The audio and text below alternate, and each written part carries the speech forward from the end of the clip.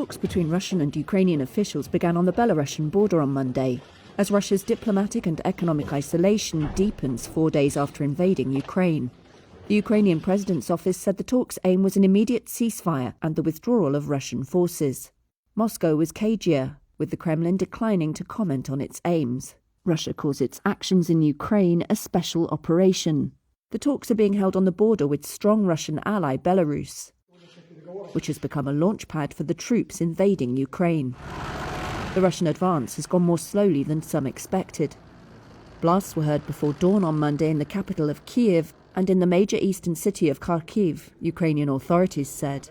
But Russian ground forces' attempts to capture major urban centres had been repelled, they added. Russian forces seized 2 small cities in southeastern Ukraine and the area around a nuclear power plant, Moscow's Interfax news agency said.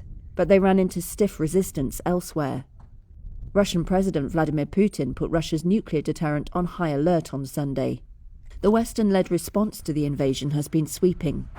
Sanctions have effectively cut off Moscow's major financial institutions from Western markets, sending Russia's ruble down 30% against the dollar on Monday. Countries also stepped up weapons supplies to Ukraine.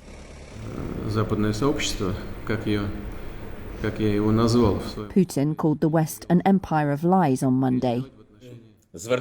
Ukrainian President Volodymyr Zelensky asked for fast-track EU membership. The European Union is preparing to grant Ukrainians who flee the war the right to stay and work in the 27-nation bloc for up to 3 years, senior EU and French officials said.